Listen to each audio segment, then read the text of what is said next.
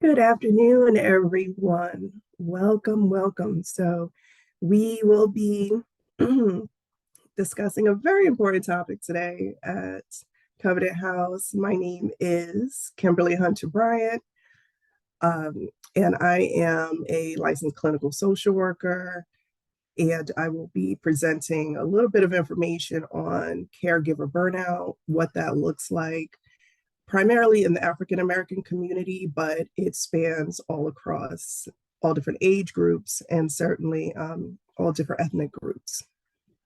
If you have any questions along the way, feel free to put them in the chat and I'll try to get to them, or Miss Porter may help me out there. Thank you, Miss Porter.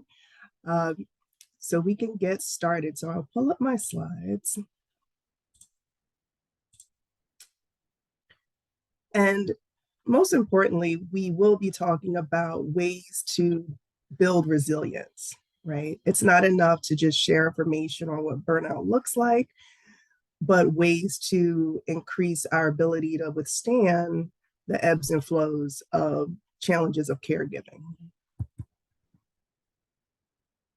And there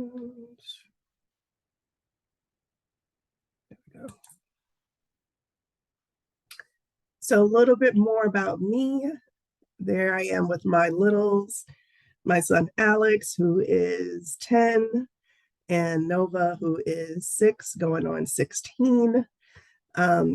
They certainly give me pause on how I am as a caregiver. They force me to think more internally about how I cope. And I know that there are, again, challenges across the lifespan for those who may be taking care of older folks. So I think as I am a mom to the humans and to the plants in my household, I've learned how to take care of myself a little bit better. And I hope to share some of what I know and some of the evidence-based practices that have come up, particularly in the past few years. So there's my life in a nutshell.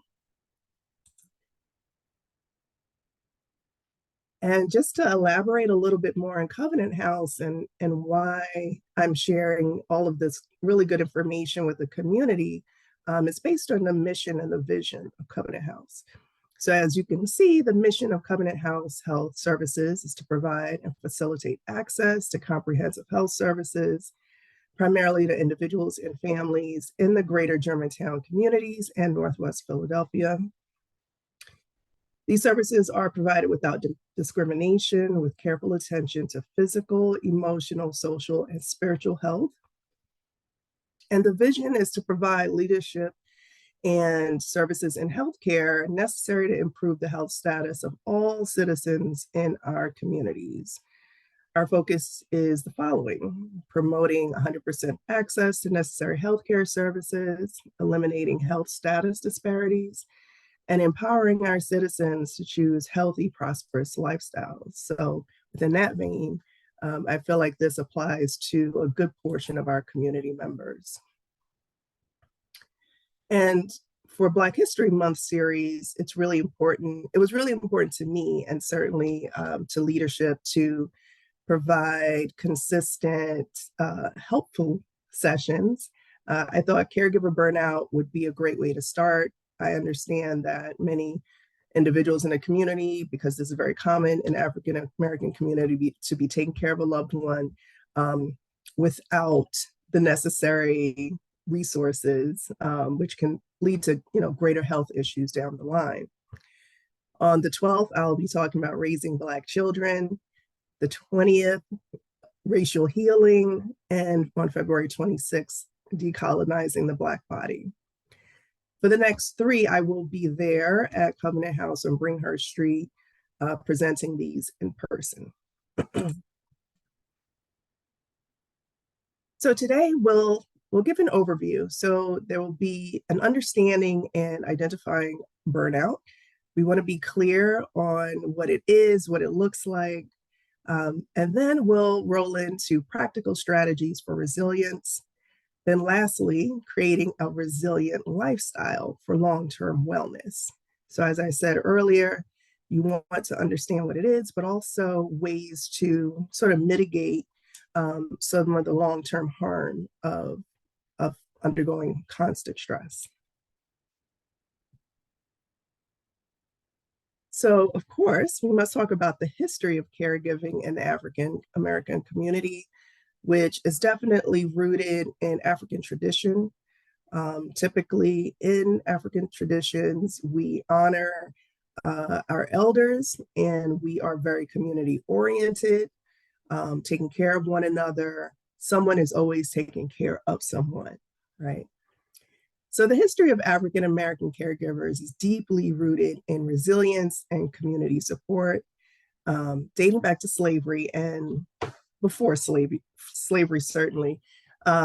African Americans often form tight-knit family and community networks to navigate the challenges of caregiving in the face of systemic oppression.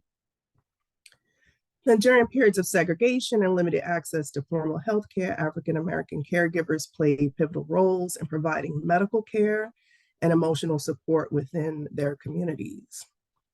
Despite historical inequities, African American caregivers have consistently demonstrated strength, resourcefulness, and a commitment to ensuring the well-being of their families and communities. And certainly, that can often lead to burnout without proper supports. That's usually the way when we interface with people in the community and when individuals come and speak with me, they're often feeling overwhelmed. And so it's really important to sort of educate folks on what it is first, and for our community to understand they're not alone. So I wanted to share caregiving in the US as of 2020, and this is from AARP. And they frequently study caregiving because certainly, given their population, they're on either end, either being taken care of or are the caretakers. So as you can see, nearly 1 in 5 are providing unpaid care to an adult with health or functional needs, right? So the number of Americans providing unpaid care has increased over the last 5 years as of 2020. And we can imagine since the pandemic, these numbers have shifted, right? To where there are more needs that have progressed over the past few years, and now we're in 2024. I imagine these numbers are a little bit higher. More Americans are caring for more than one person.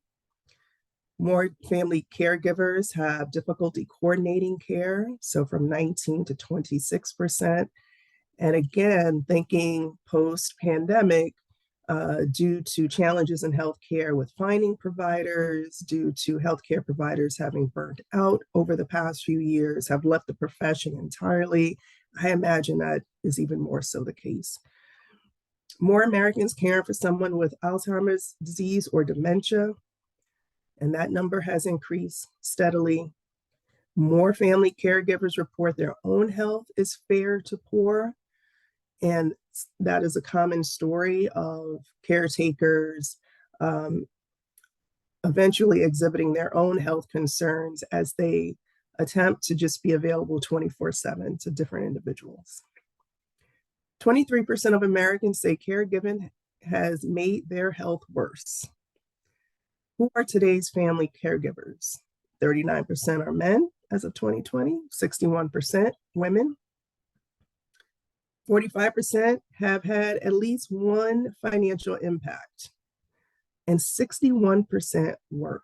And we'll delve deeper into what these all look like in terms of gender, and managing the financial strain that can be a result of caregiving. So let's define caregiver burnout. Caregiver burnout is a feeling of being overwhelmed physically, emotionally, mentally, and spiritually when taking care of someone with major health issues. It occurs when people experience an extended period of stress associated with their role as a caregiver. They may not be aware it is happening because they are focused on the person they are taking care of rather than themselves.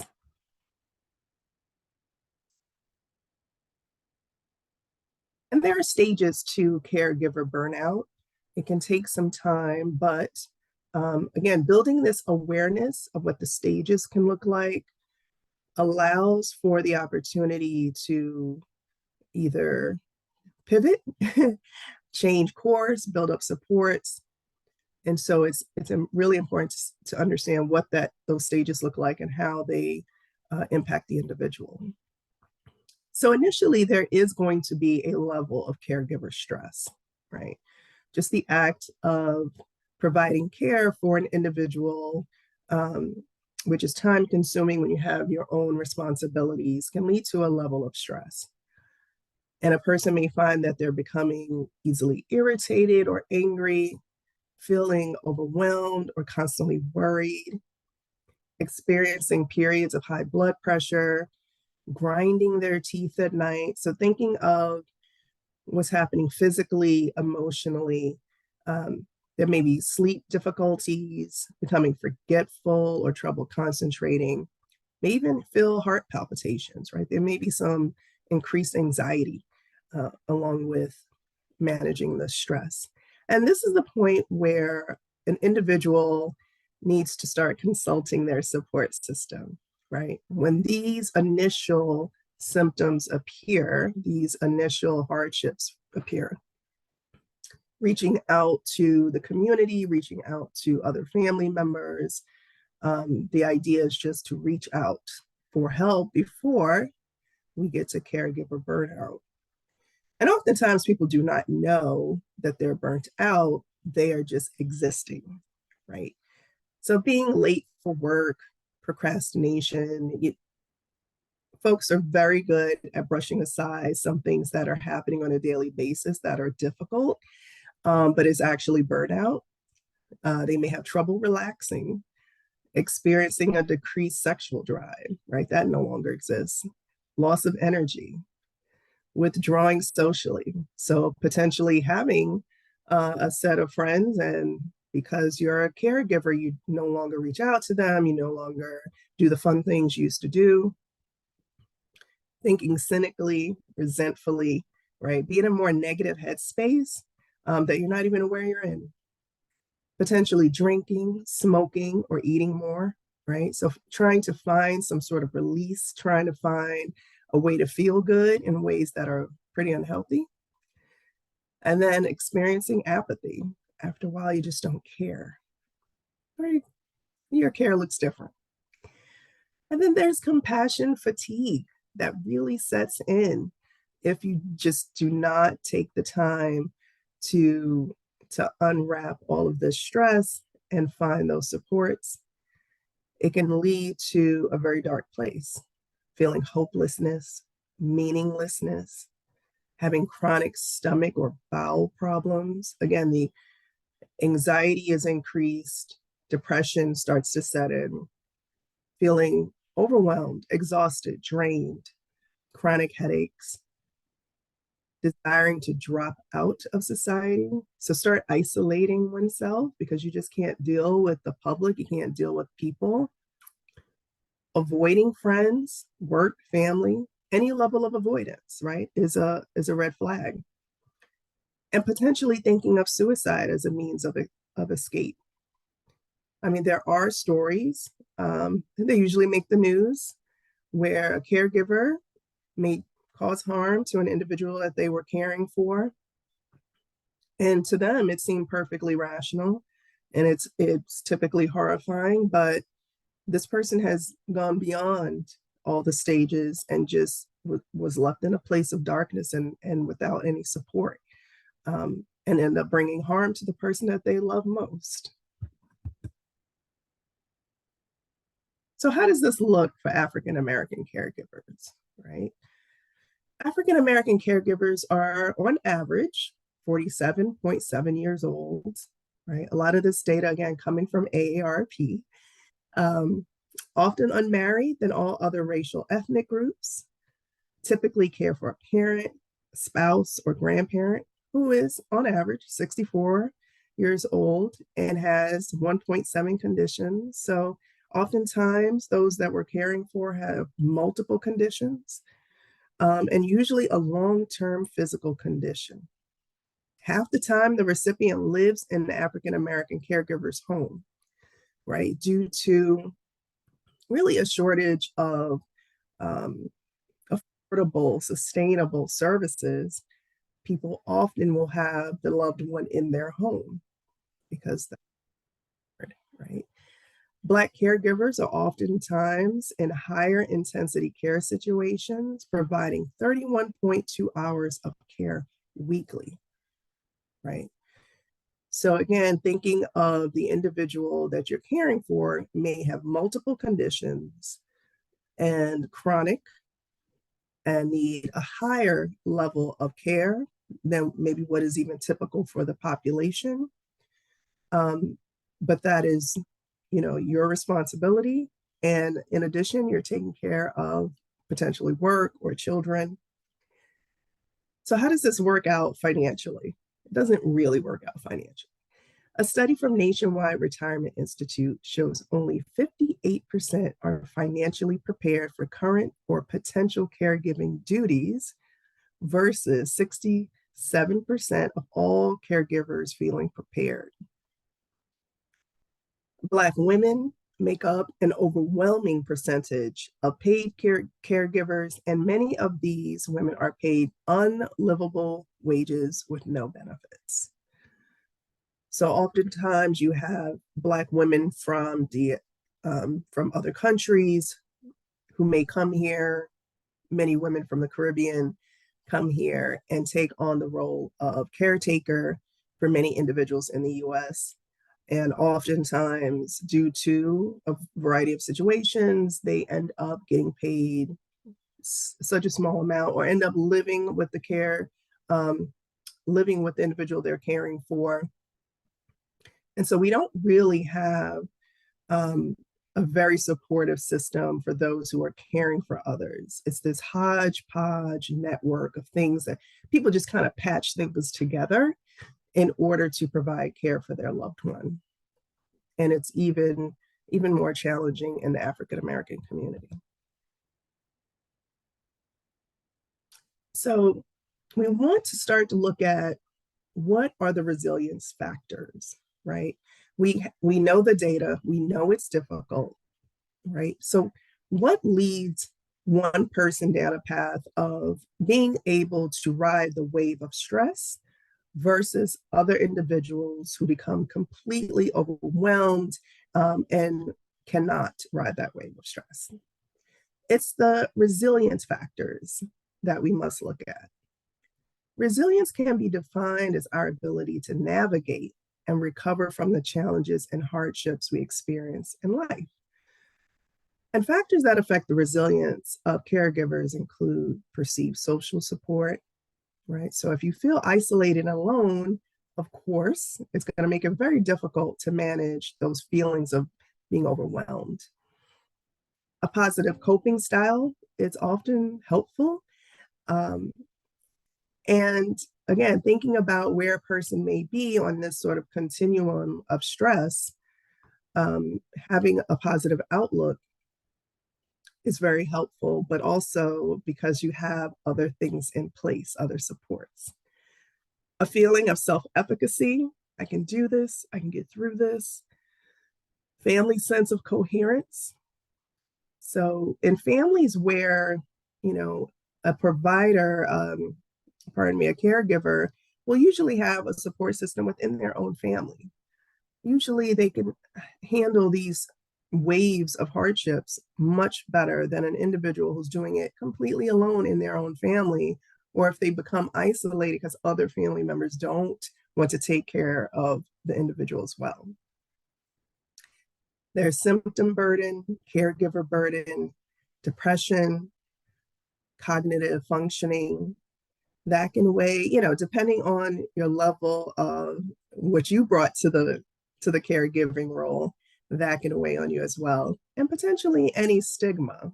If you feel it, if you don't, your own personal thoughts and feelings on caregiving can certainly color your perspective on it.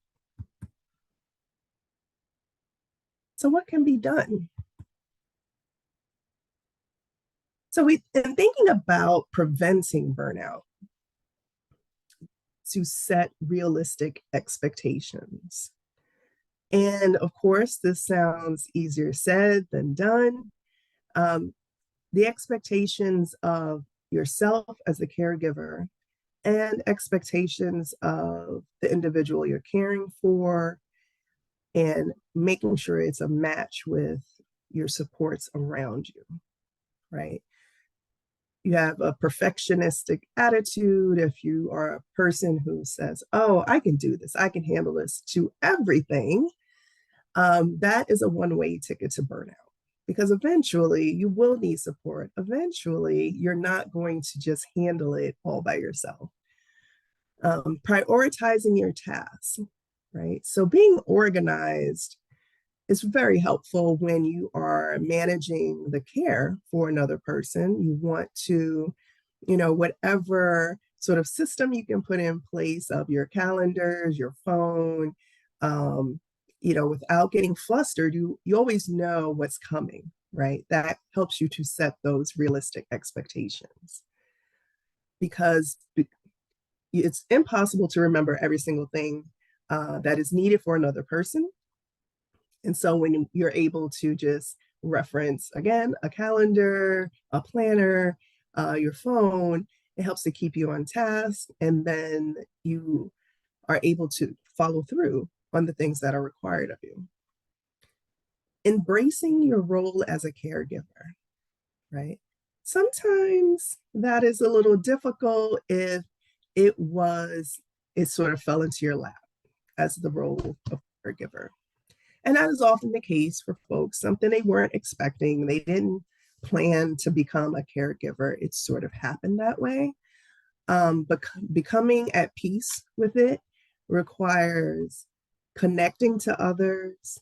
Again, not isolating, because all of this ideally is done within your own community, within your own family, to give you a sense of you are not just the caregiver, you're still an individual with wants and needs. You want to be able to balance the idea of providing care for someone, but also maintaining your own identity. Who you were before you were a caregiver. What things did you like to do? Where did you go?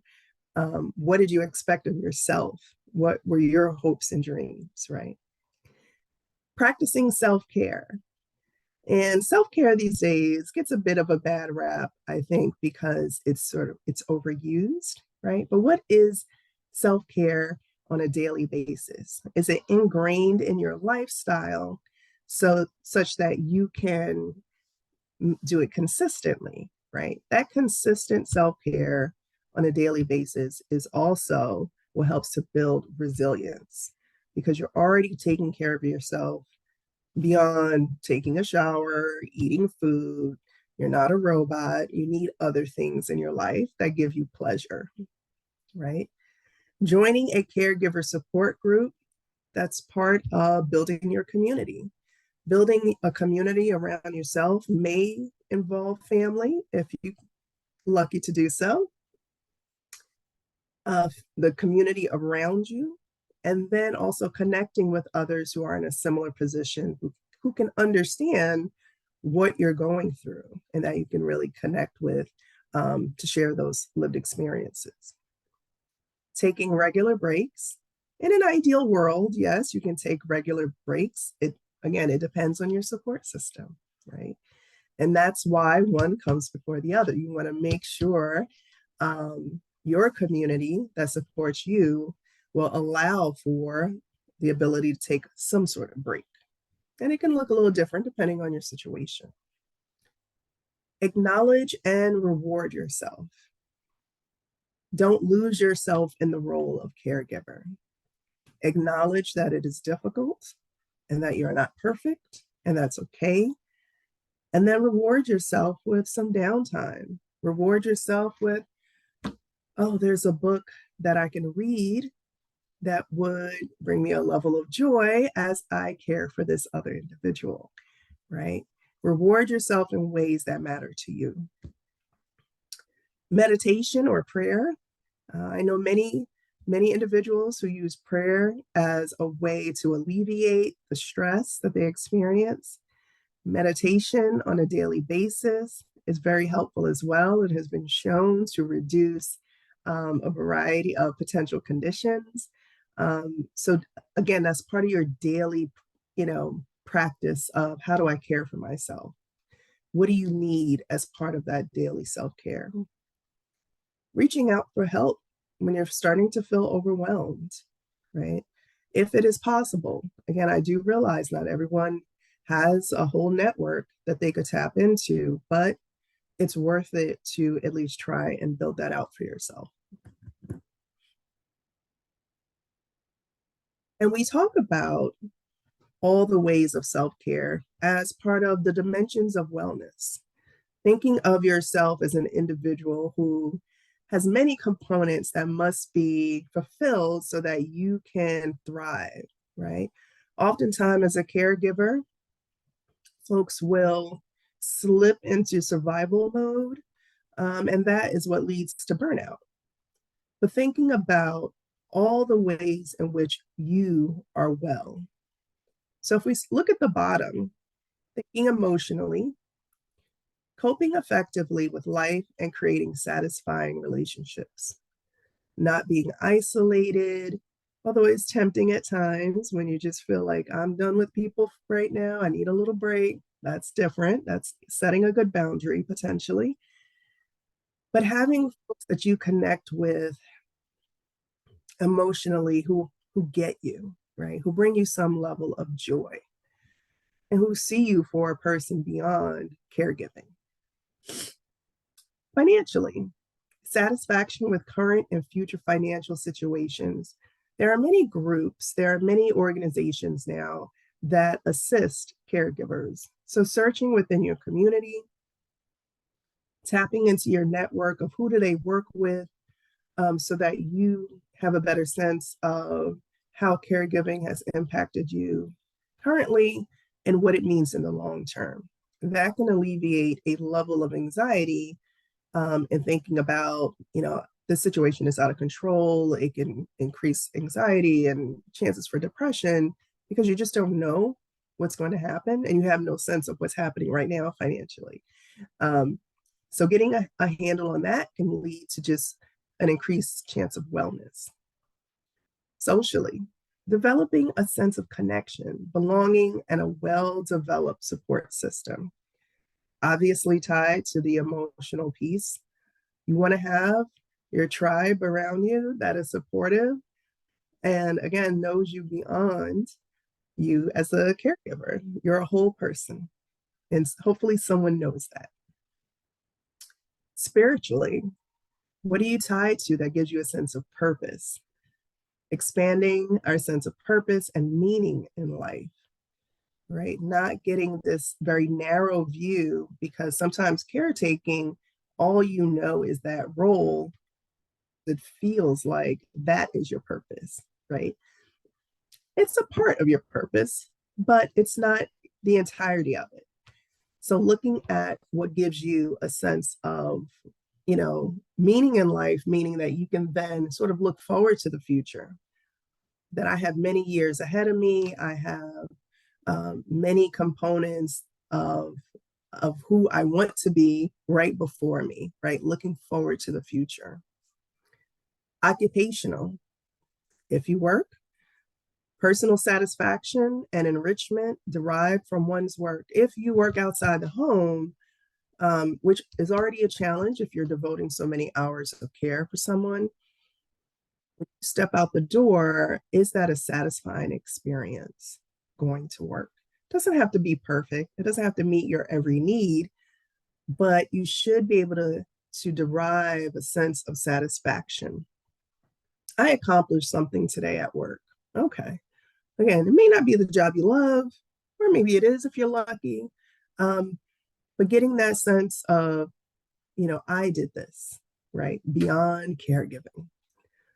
Physical, recognizing the need for physical activity, diet, sleep, and nutrition. As the caregiver, you are doing this for someone else, making sure the individual has activity, that they're eating properly, sleeping enough. You have to do that for yourself as well. Slowing down and, eating a meal that you enjoy. You may have to make a separate meal. You may have to maybe not do it every single day, eating the best meal, but even a few times a week can be enough. Potentially going for walks. It's a way to de-stress as well. But really having to sit down and thinking, what do I need physically? And we want to prevent any sort of deterioration. We want to prevent any additional health problems too, as we care for someone else. Intellectual, recognizing creative abilities and finding ways to expand knowledge and skills. Thinking about who you were before you were the caregiver. What did you like to do? What sort of creative things were you involved with? Who you were before, you're still that same person. You just have added responsibilities, and tapping into the ways that you were able to express yourself can be really therapeutic. Environmental, good health by occupying pleasant, stimulating environments that support well-being. Anything that you can put in your environment that brings you ease. You have some control over your immediate environment, well, make it a pleasurable one. Whatever it takes. It could be something really small. If you can't change everything, right? Thinking in small bits of, just having a diffuser around, maybe, having a photo of a loved one. There are things, little tchotchkes from travel. There are so many things that you can have around you that remind you of good times and can really bring a smile on your face when times are hard. So getting down to the nitty gritty of resilience and what's practical, right? What's realistic? Deepen your self-awareness. So a lot of this depends upon self-reflection, right? And really turning inward to check in with yourself. Check in with your thoughts, emotions, how your body feels as you encounter stress. This helps you identify your strengths and weaknesses, and strengthening your self-awareness by mindfulness and prayer, deep breathing, really goes a long way in seeing additional, problems mentally, emotionally, and physically, right? So deepening that self-awareness. And it's not an overnight self-awareness check. It takes time. So be gentle with yourself, show yourself some grace as this is ongoing. Developing connections with others. So the social relationships piece cannot be stated enough because we are social beings. Our foremothers and fathers were always connected. And I know it's a bit more difficult these days just due to the busyness of life, but it's so worth it when you have, it doesn't have to be 10 people that you're connected with, but even just one or two people who will check in with you, right? People you can, if you can't get out, that you can text each day. I don't know, you say good morning via text, say good night via text, if that's all you can handle in a particular day. But knowing that you have one or two people that you're tied to and strengthening those connections, not isolating, improves you overall, improves your health. Working on emotional regulation, which is one of my favorite topics, by the way, but remaining calm and collected in the face of adversity is important. You think really about your actions when you're in tune with your emotions. And this can be practiced with journaling. It can be practiced just reflecting on your own thoughts. So tying back into step one is, this is very much connected in terms of, in order to build emotional regulation, you have to start with self-awareness, right? So as you go through this internal check-in, you are slowly but surely increasing your ability to manage stress and manage your own um, reactions to things that are very stressful. Strengthen your self-compassion. So show yourself some grace, right? If you're having a hard time, know that you're not alone, knowing that you can handle something. Um, Self-compassion is one of those sort of key factors in emotional regulation as well, right? And the ability to know that you can still persevere, that you can still move forward and not be defeated. Um, it goes a long way in developing that emotional regulation, along with remaining optimistic, right?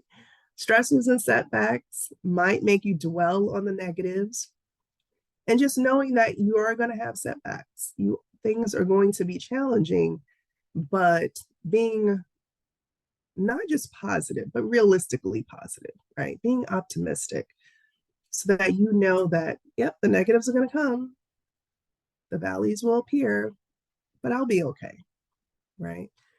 And then, trying to use positive self talk when those negative thoughts come, right? That takes practice as well. Zero in on your purpose, reminding yourself of your purpose and what you want to achieve can help you to set goals and work to achieve them. And thinking about your values, right? Who you are as a person, what you believe in, what you're committed to. All of this is tied into, your journey of self-discovery and self-love, right? Knowing that you have a purpose, feeling that you are walking in your purpose, right? Can help you to keep going. Building up your self-efficacy. Whatever events or stages of life you experience, you can be in control over how you act, right? It's not about walking around and reacting to everything that happens. At times you have to observe and not absorb what is happening around you. But doing that regularly gives you the confidence to know that you have some control, and that you can manage whatever comes your way. So what does this look like going forward? Once you get all the things in place, and once you have a feeling of self-efficacy, which all of this is ongoing, it doesn't happen overnight. Want to build this into a lifestyle, right? Doing all of these things consistently leads you to a higher level of resilience, meaning that you really can handle what comes your way because you have mind, body, soul wellness. So you're taking care of yourself spiritually, emotionally, physically. You have a sense of belonging. You have meaning in your life. You have mindfulness practices that help you to get through and help you to feel more regulated. And that involves meditation and prayer or prayer. Your mindset, so you're optimistic, but you can be realistic as well. All of those then lead you to a point where you're willing to take chances. So intentional discomfort, thinking about that as you're going to try new things that may initially make you a little uncomfortable. You're willing to take chances in life, solid chances, not just on a whim, but it helps you when you get to this point of intentional discomfort. That means you are a little bit more ready for whatever life brings at you because you're a person who tries new things. You're not afraid, right? Fear can lead to unintentional discomfort. Fear can lead to not belonging. Fear can lead to not having a mindfulness practice. And that's all very difficult in terms of creating a lifestyle around resilience and sharing that with others. Like, what keeps you going? Share it, right? Share the knowledge, share your practices.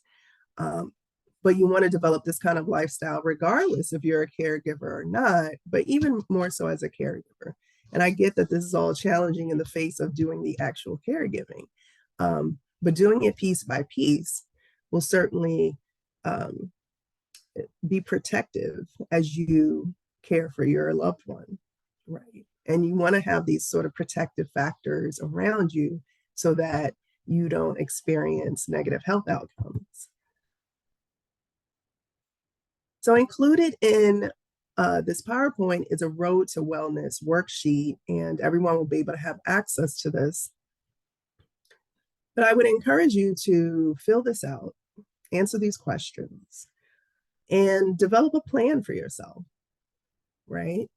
You can answer these questions and write a detailed answer and sort of reflect back on your answers. This is part of the self-awareness, right? So these sort of worksheets will help lay out in front of you areas for work and areas where you're really strong and vibrant, and you want to be able to highlight the strengths and the weaknesses so you know what to focus on, right? And that's how you continue to build your lifestyle. So thinking about the wonderful Maya Angelou, and I love this quote, I can be changed by what happens to me, but I refuse to be reduced by it, right? And so thinking a little bit more about what does that mean to you, right? What has happened to you? What has changed you? What is your outlook going forward? Will you be reduced by what comes your way? Or will you put into place things that help protect you so that you can continue to give in whatever ways a loved one may need you, right? So you have to build yourself up first, make sure you're on the right path so that you can continue to be a wonderful caregiver.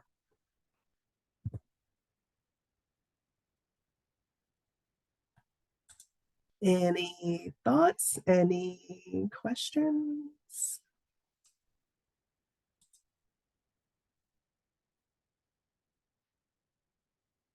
Any thoughts on being a caregiver and what that means?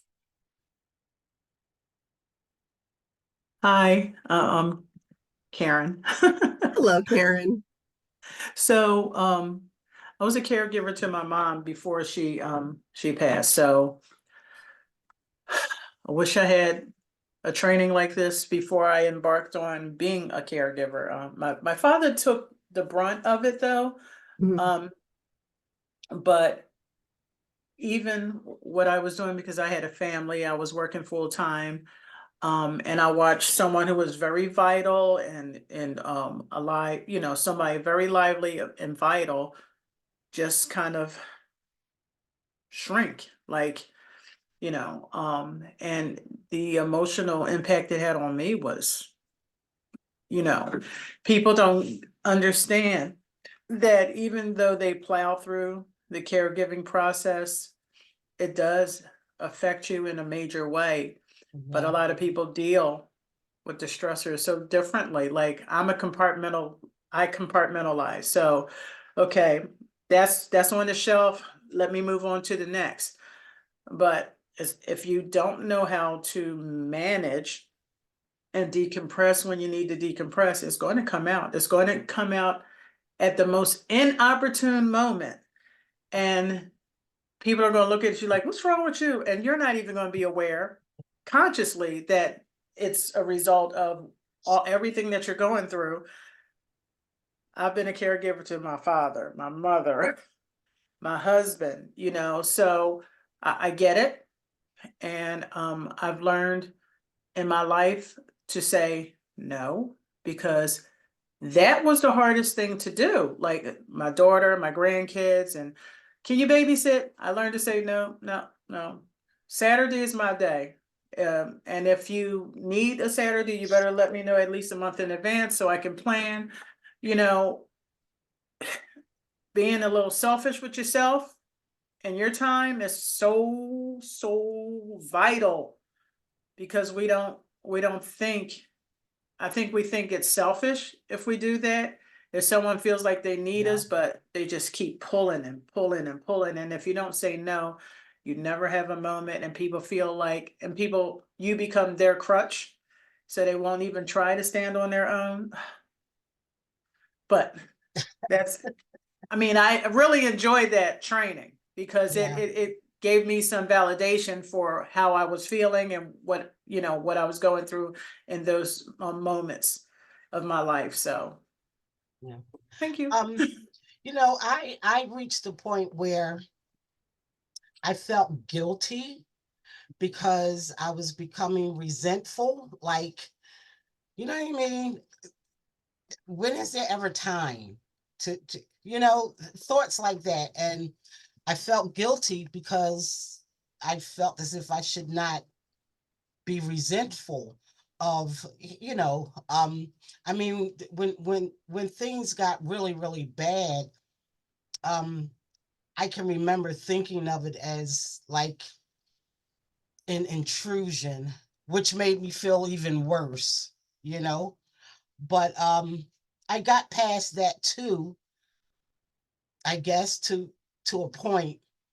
But it was the guilt that I was feeling that I really did not like.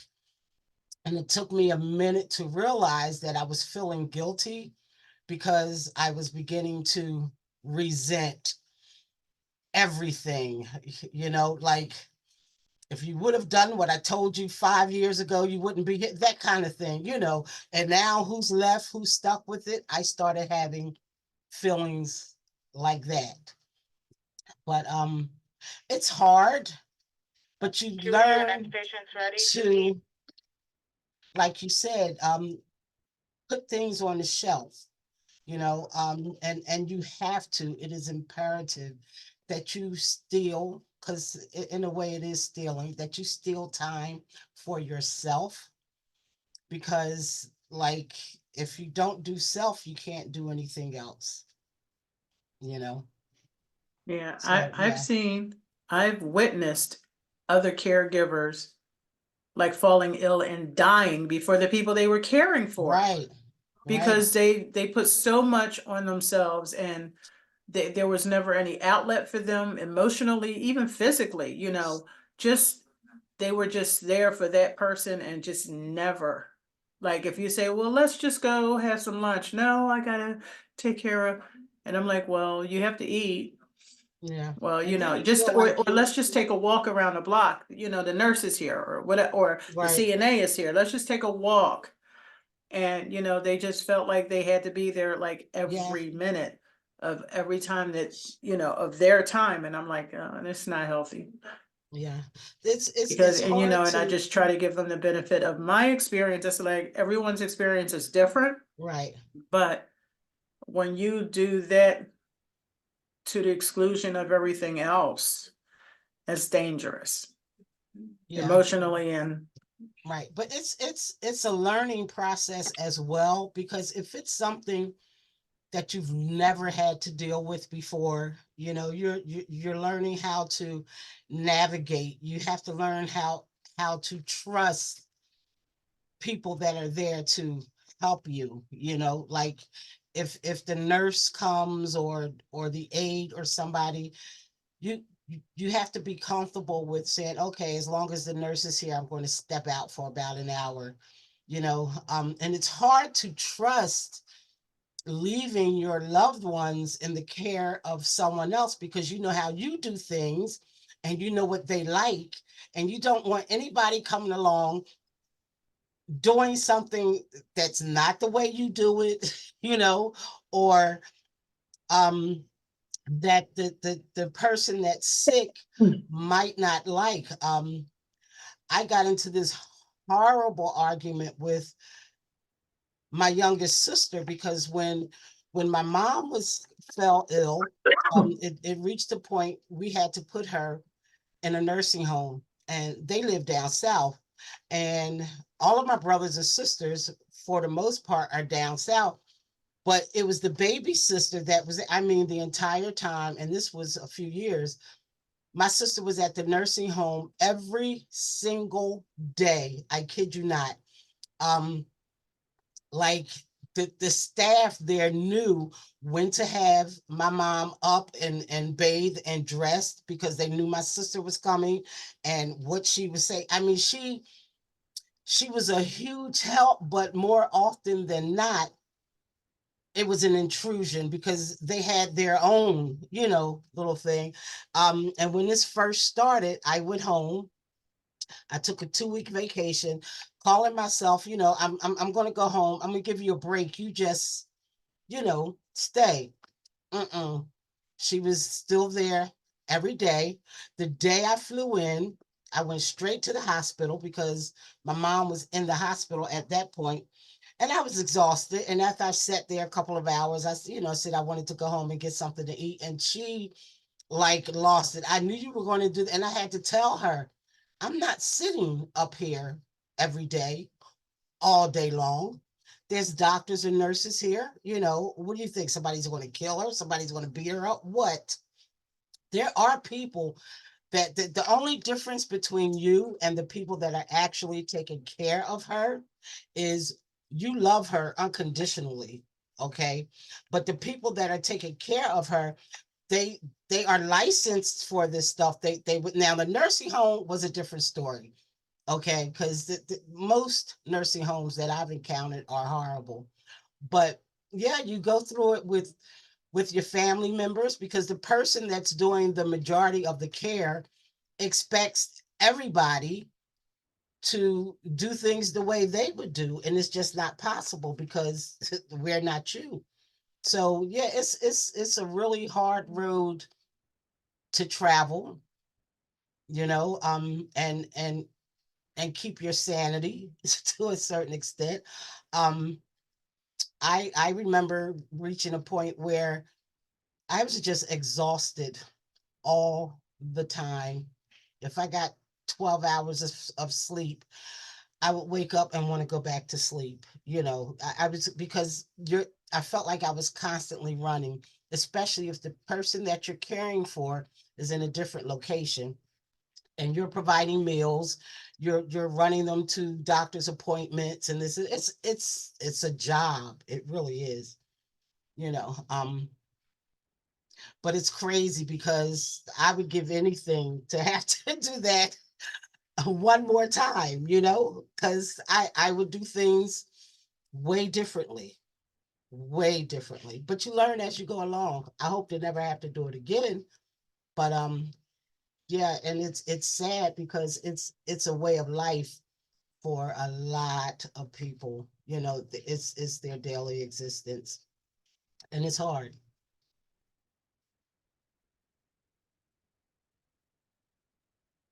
You both pointed out something really important about boundaries in terms of you as a caregiver may need to reset the boundaries you have as you build that awareness, right? As you build that awareness, you're like, wait a minute, I can't overextend myself anymore. I just can't. Right. And when you start to set those boundaries, family members may get mad. Yeah. How could you? Why aren't you available to me? Why aren't you moving to another state to help me Right? take care? Right. They have Yes. expectations that you have to Yes. just check. Like, wait a Yeah. minute now. Yeah. I'm doing X, Y, and Z. I'm at capacity. This is what I can do. Right. Yeah, because I had that moment with my sister who lives in Florida. And I said, look, I'm at my wit's end. I need a break.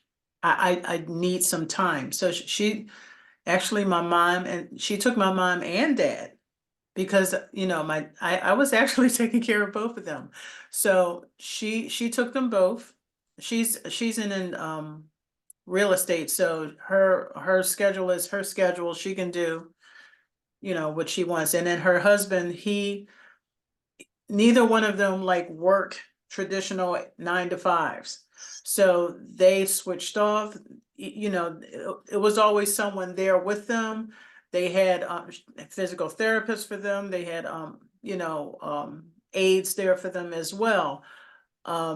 She took them for a year, Yeah. and whew, and I started taking like hot yoga and just doing some things to help me with my mindfulness and just with my wellness, because I was getting so stressed and I Yeah. wasn't sleeping well and all of that. So once she took them, I would fly down, not often because expensive, and I was working at the time.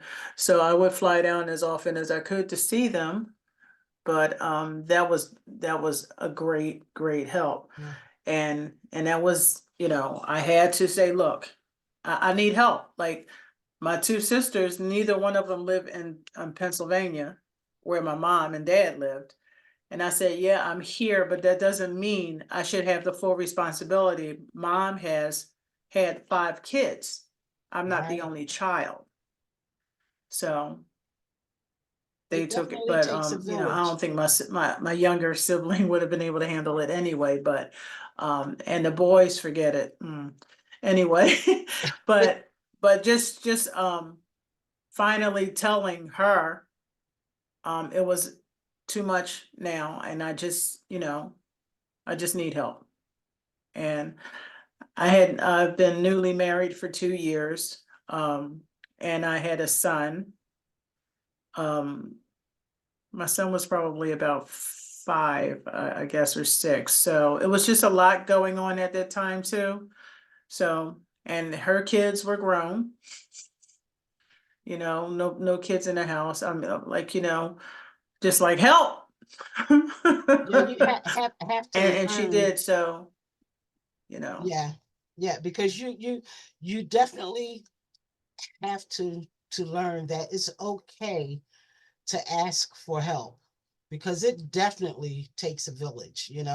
Um, I had no plans to just up and move to South Carolina, but I went down as often as I could, and I eventually learned that going down was basically to keep my sister company, because she would never take a break. She would still do the things she did, but I was of some help to her.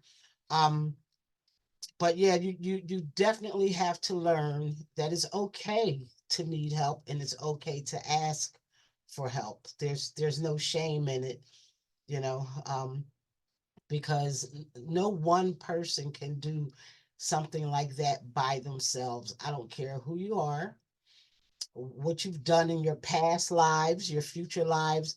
A caregiver, that responsibility is not something that one should shoulder or all by themselves. You can't. It will break you. It will definitely break you.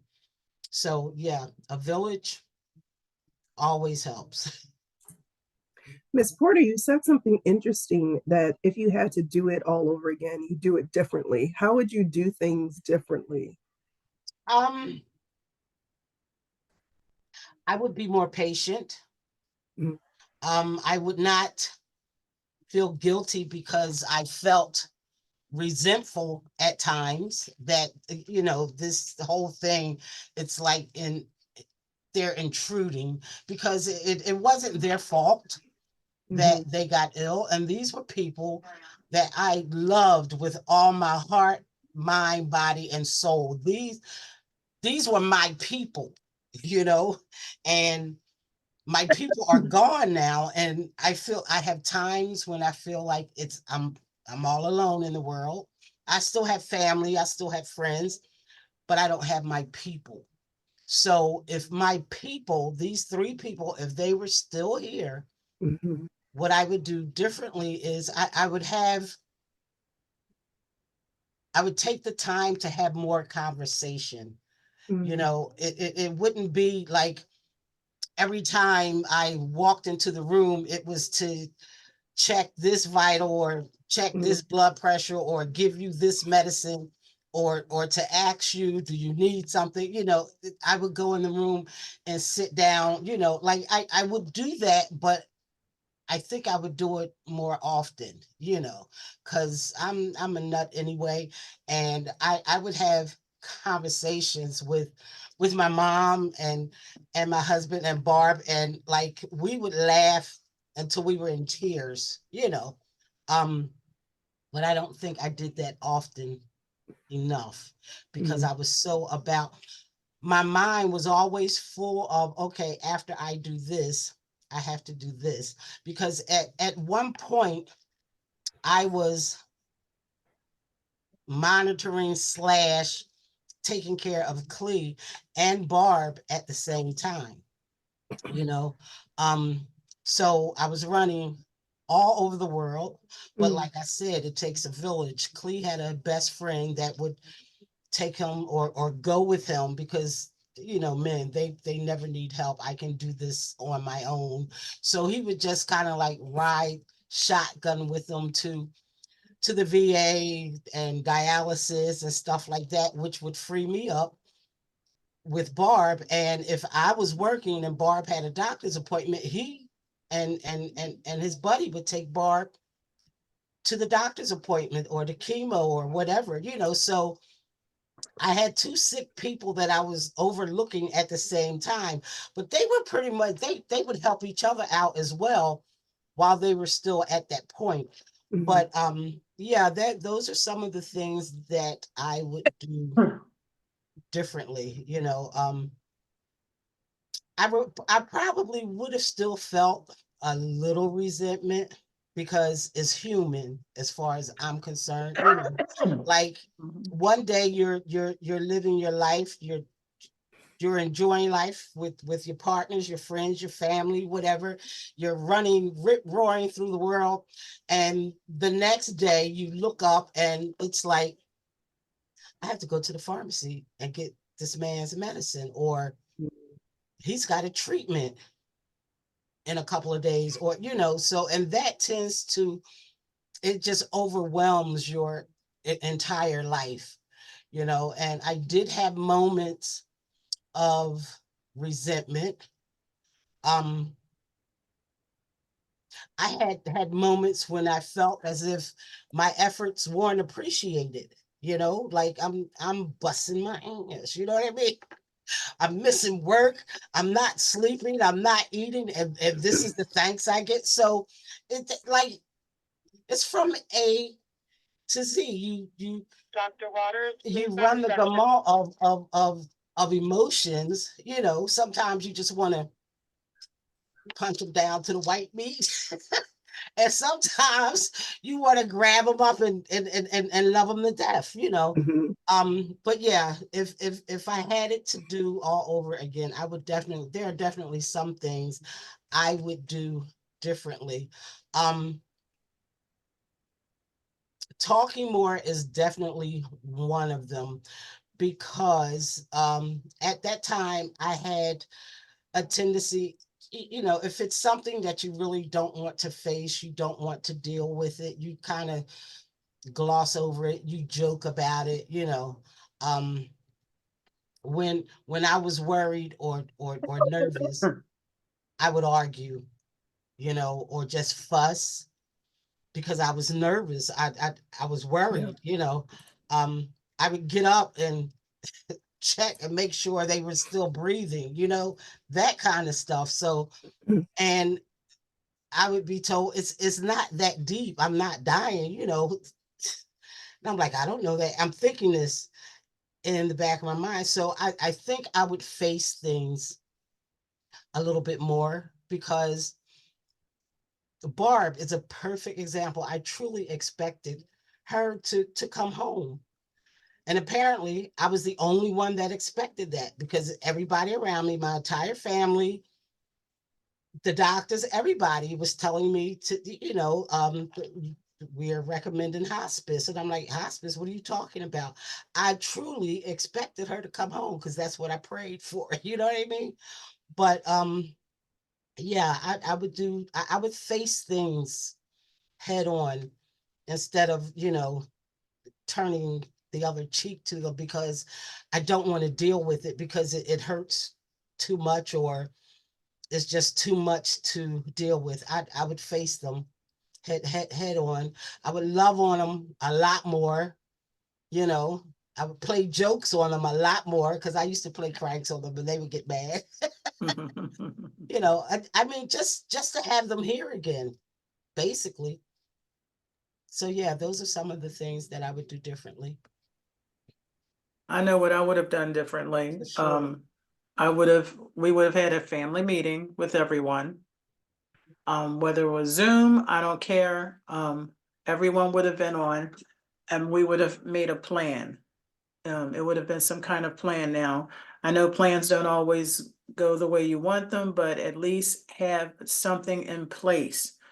So one person is not sharing the whole load. Right. You know, even if you can't, you can't physically take them, you can come visit for a week or so and just give the caregiver a respite, you know. So I would definitely have spoken up sooner because, we have that martyr thing going on, like, and Yeah. like nobody can do it like me, and I know this, I know that, so we take on that um martyrdom, and we suffer for it. So yeah, Yeah. I would talk more and ask for help sooner before I felt overwhelmed. Yeah.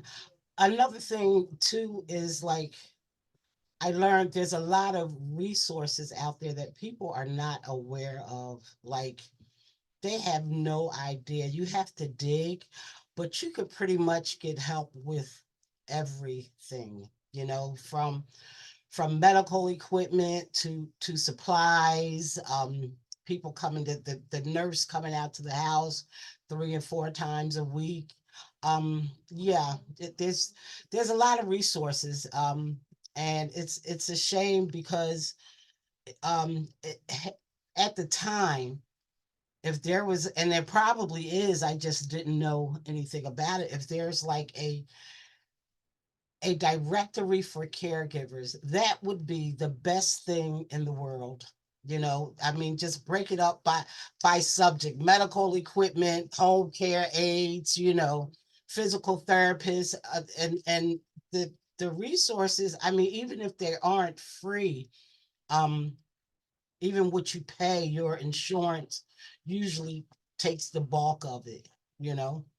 So that's one thing I would wish for, um, a better knowledge of the resources that are available to care to caregivers and the person that's sick themselves. So yeah, that's about